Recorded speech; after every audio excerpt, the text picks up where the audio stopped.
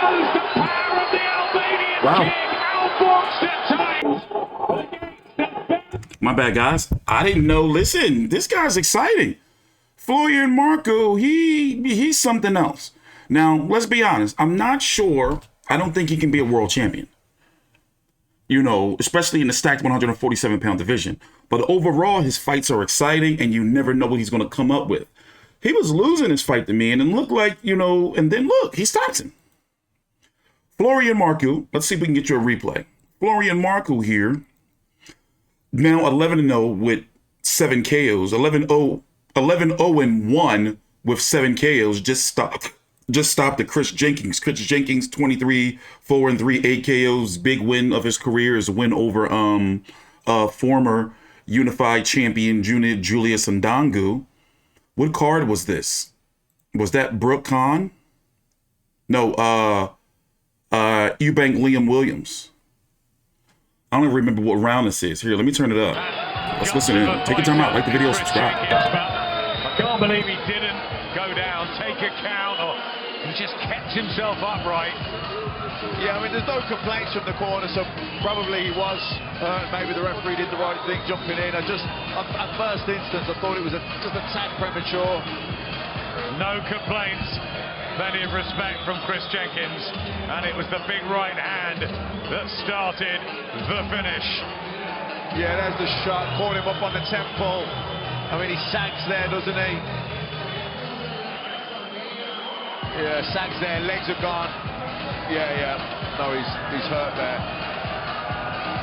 Yeah, I think you're right. He should have took a knee there or tried to grab hold of him.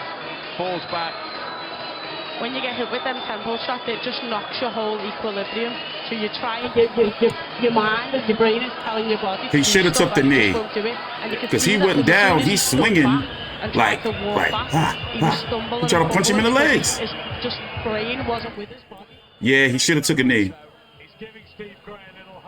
Nice little co-feature to the Savannah Marshall fight. By the way, Clarissa Shields is there. This is on Sky Sports over in the UK. Florian Marku is ranked in the top 15 of the sanctioning body, so which means he can compete for a title if a challenger chooses him. And frankly, do you see Errol Spence or Yordenis Ugas or Terrence Crawford choosing him to fight? I don't think so. So the only thing he can do right now is keep working his way up the division. And what I've been hearing is he's a big-time ticket seller. But, yo, dude, fights are fun, and he's a bit of a crazy ass. A lot of energy. And I like how he's embracing the English language. But we have to be critical now. He's a very crude, rugged, brawler, clubbish type fighter. But one thing for sure is, Chris Congo, that's what they're trying to get him to fight. But one thing for sure is, dude is a problem. I would love to see him versus Conor Ben.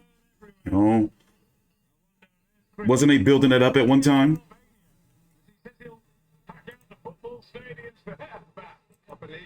We're waiting for them to read the particulars. Let me turn it up. Remains undefeated with his best win yet against the former British and Commonwealth champion Cryz Jenkins. Upset, of course, when he was boxing well. But Marku nails him. There were things that he takes from that fight, like a learning curve, like the others before them, because you know he was getting outboxed in stages, but you know he was getting outboxed. It was always a matter of time of when he landed, and yeah, he timed that right hand lovely. He really did. He has the type of power that's fight changing. You have to really be careful with him and keep him at a distance. And he does have a pretty small frame. Like, look, what's his reach? His arms are pretty short. You probably called it right. And look at them. They travel everywhere. Don't see it on Box Rec. Florian Marku. Watch with interest.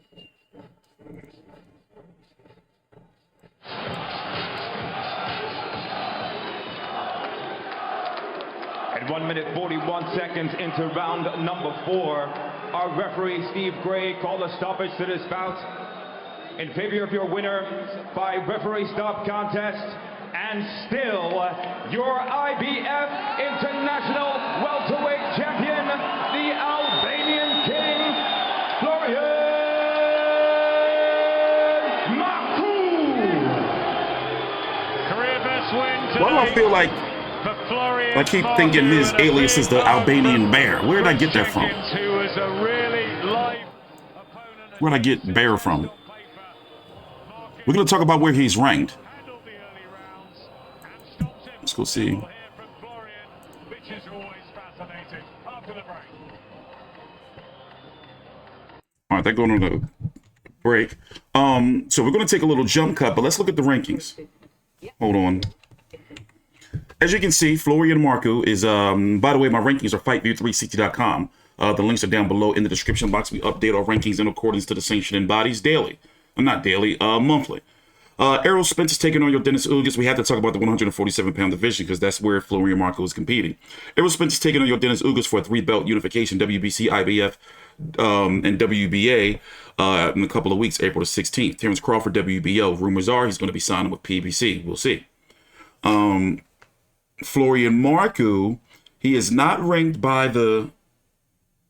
Waiting for them to see if they're going to bring him back. When he's not ranked by the WBC, the WBA, but boom, number 13 by the IBF. That was that little belt they strapped around him for his ranking. And he's not ranked by the WBO. Yeah, they're about to talk to him soon. My question is, they're saying Chris Congo. Oh, let me turn it up. He's done extremely well tonight to pull out that stoppage win. And Florian Marku's talking with Andy Scott. Florian, massive congratulations. Biggest win of your career today in a great fight to watch from ringside. Tell us how you're feeling. First of all, I want to thank all the people for supporting me. Faleminderit të gjithë shqiptarëve kudo që janë. Second, I want to wish all the Muslims around the world the Ramadan.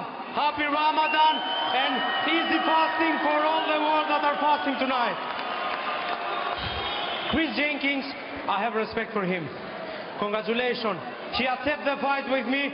I wanted to show to the UK fans that I didn't come by luck where I am today. I didn't win so many fans from one day to another. I give my heart when I go to the ring. It was a headbutt when it was from the cut, but today I outboxed the boxer. I'm still learning. Don't forget, I'm only 3 years in the boxing game, and Cryz have won the British title. Many people avoid him, but listen, give me Amir Khan next. I'm gonna break him. Give me Amir Khan next. Does the crowd want Amir Khan next? I don't really even know where to start with so many points there. Just talk through the fight. He's a very good boxer, Cryz Jenkins. Was it a case of just staying patient and knowing that when the right hand opportunity came that you could land it? We're going to show it to you now. Talk us through it. Yes.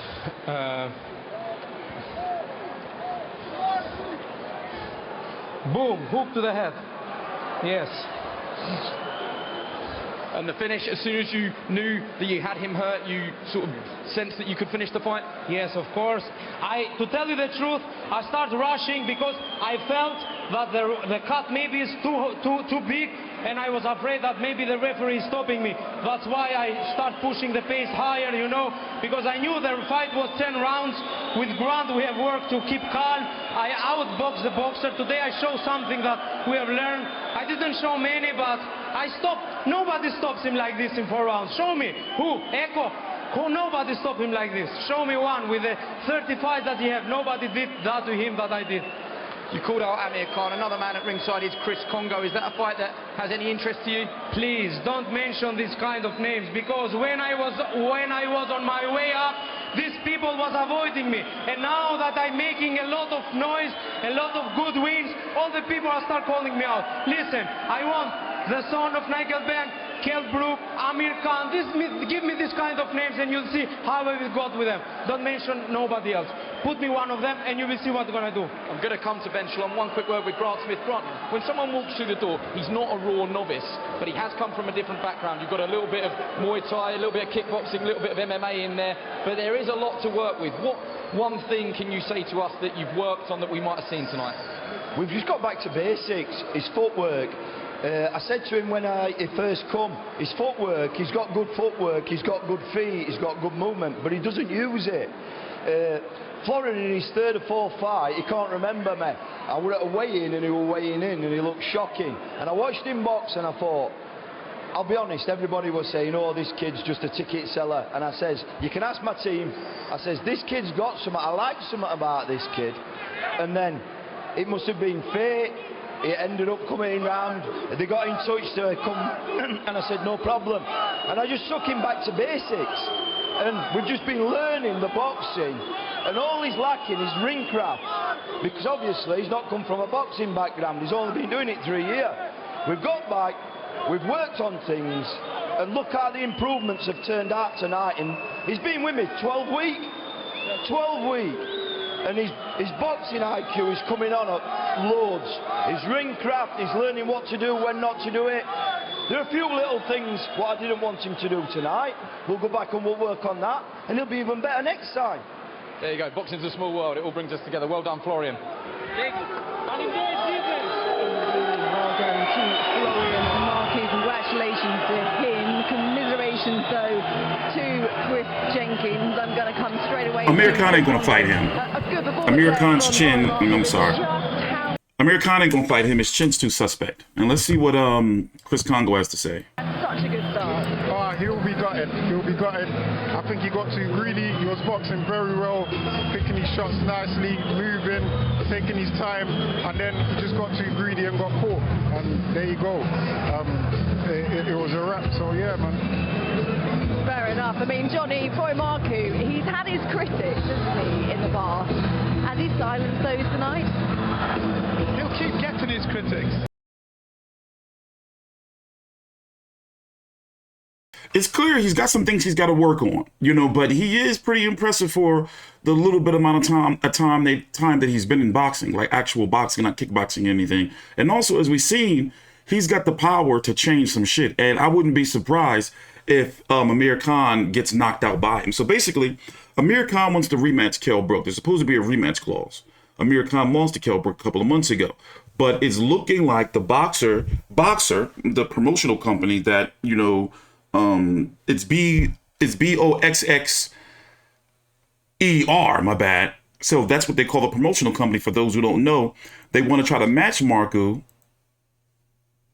with Amir Khan. But Amir Khan, being a veteran, you know, made millions of dollars over his career. I don't think he would fight, you know, Marku, because they would be using, you know, Amir Khan basically to build up Marku. And Amir Khan's smart like that. And also, there's a chance that Marku could probably knock out Amir Khan. His chin is, bro, that glass. It would be glass all over the ring. I said that before. Like, it would be just, you know, chin everywhere. I'm Teachery Controversy with Fight View 360. We'll be covering Florian Marku's next fight, even if it is Chris Congo. I like this dude. He is entertaining, you know, but it's interesting to see where he goes.